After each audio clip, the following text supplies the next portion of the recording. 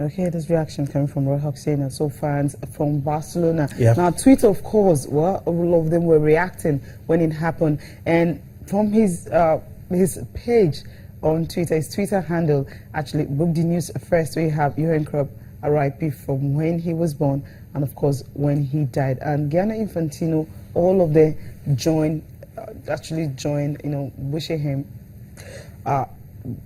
rest in peace. Getting emotional here. Well, we can just see some of those tweets, coming from very all the greats, talking about it and how they felt. Even England, players from England, players from everywhere, the likes of Sergio, almost all of them, talking about this great man. Now, that's on his page. And Vice Barcelona says, "We will always love you, Johan. Rest in peace." That's coming from the club. He actually made what it is right now. Another one, it's with great sadness that we've learned of the death of Johan Cruyff.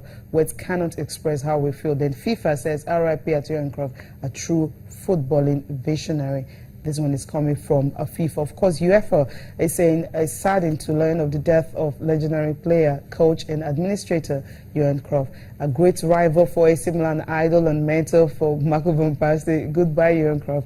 You will be missed. That's coming from AC Milan. From Chelsea, so rest in peace, Johan Cruyff. Football has lost a legend, really a great legend. From Manchester United, everybody at Manchester United is saddened to hear of Johan Cruyff's passing. He was a true football legend. Of course, Sergio Ramos says goodbye to one of the all-time legends of football, player and coach ahead of his time.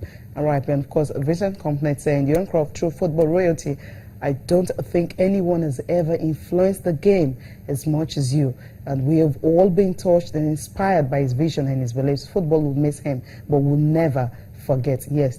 Couture, of course, coming from a Chelsea goalkeeper, says, "RIP Johan Cruyff, legend." Yes, 14. From Belgium. That's his number. We know a lot about it. But Dami Falcao also will remember as a real legend. Yeah. And this one is coming from Lukas Podolski from Germany. Sad news about Johan Cruyff, RIP. Then hashtag Johan Cruyff. So many young English fans also joining it. Remember, they're actually preparing for friendly, but had to take time out to also wish him that. Well, okay, we can just continue with the show now because we have to go on and on. So many tweets coming, from everyone across the globe talking about this great man who died at the age of 68.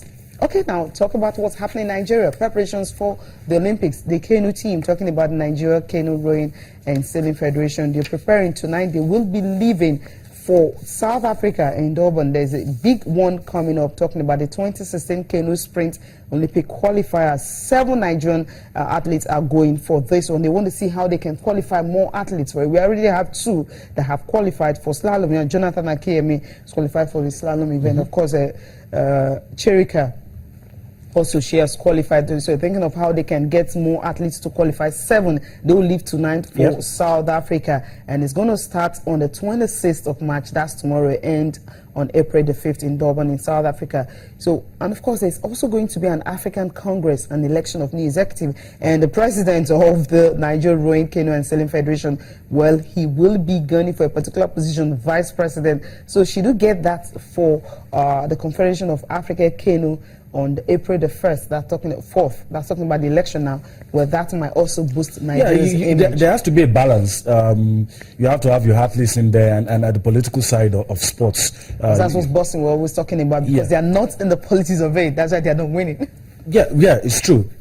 And that's why all of this is heartwarming. I pray that they get to do well. The ones that have qualified and the ones that are seeking to get positions qualify and get key people in administrative, but not because you want to do something wrong, but because the change you're talking about, you are able to bring it, make it come to pass by being in the right position. And of course, to bring awareness. Imagine some of these competitions are held in Nigeria, and it will let a lot of people want to participate. And also develop facilities here. You'll be forced to. You'll be forced to, because anytime they're actually having any event, competition and all that, most times they always use the Nigerian Navy Sailing Club and all that, That's where they usually and the awareness is going to be increased. This was actually done in just one of the competitions they actually had to prepare for this tournament, and that was last year. After that, they were just preparing and see how they can actually get it. Another good news also coming from the Canoe Federation is the fact that they're going to be having a rowing technical course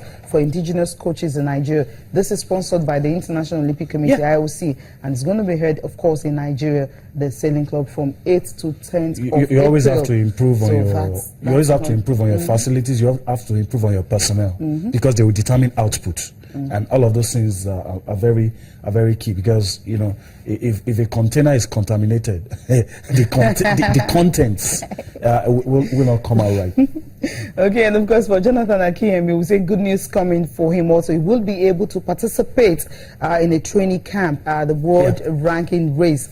It's going to be in Germany. So he's going to go for that one before he returns to the UK for another 2 weeks training. So he's really training hard. He wants to see how he can get a medal for Nigeria and forget what happened in London 2012. Yes. When most of us were actually looking for him. Hey, where's Jonathan Akiyemi? We had someone there.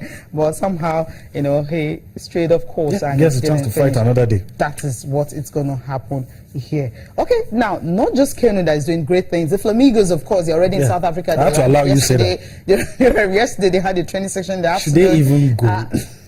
They can. Can that result be upturned? Just complete the what they started here. I don't. They had a training section yesterday, and I spoke with the media officer, and she was like, "Hey, the girls are fired up. They just don't want to rest. With this one, they're not satisfied with the 6 goals they've scored. They want to score more." I now understand. Tell Africa that look, we are still superpowers. I understand why South Africans do not like us, and I don't expect them to.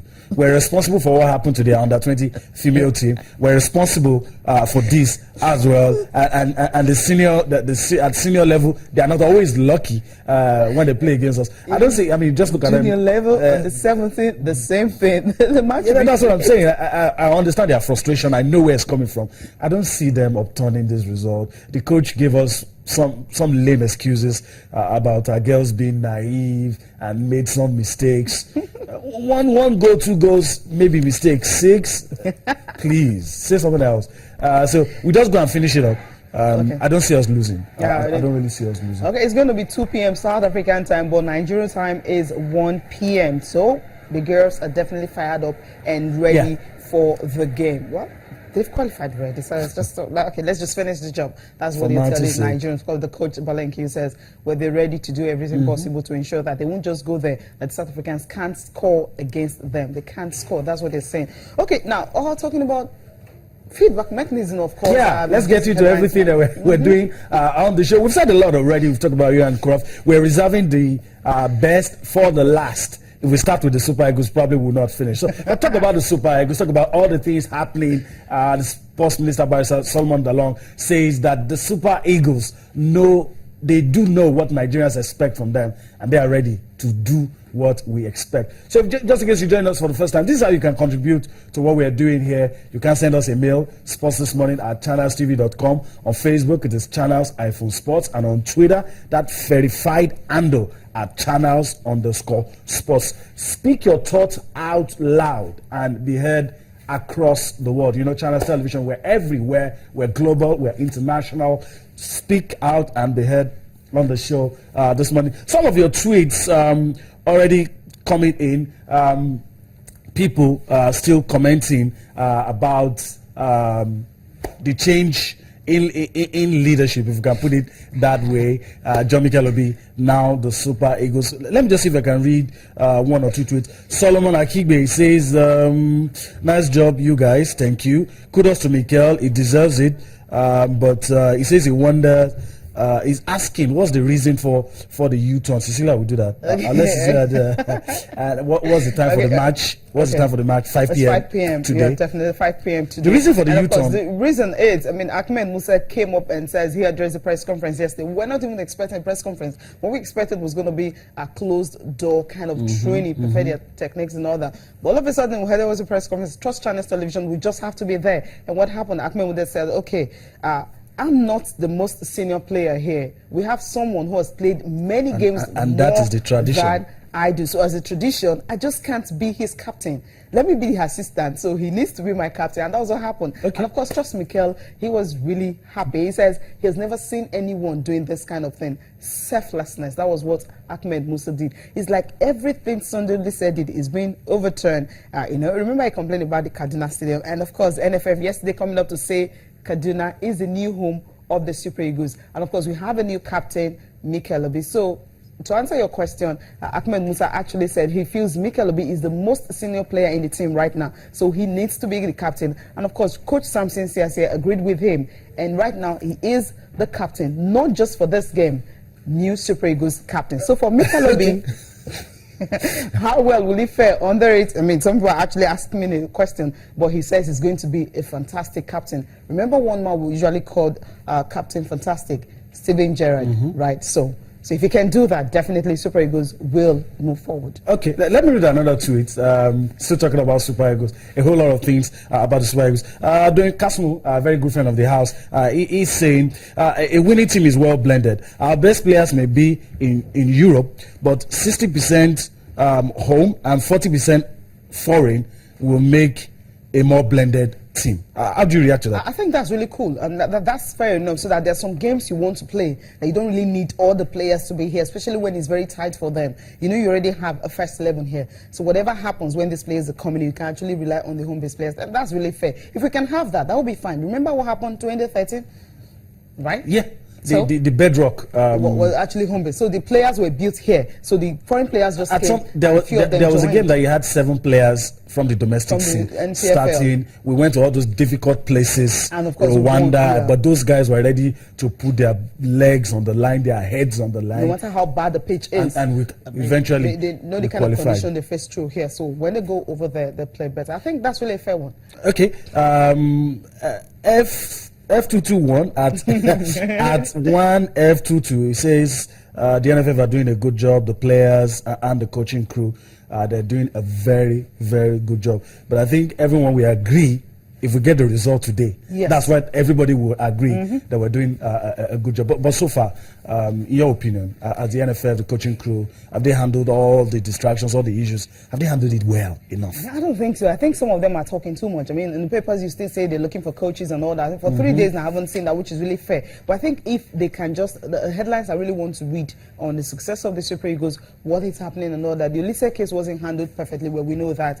And of course, the fact that the female team, they've kind of, should I use the word abandon them? And that's another thing that's also going on there. So we won't be able to talk so much about the Super Eagles of Nigeria because we're just presenters, right?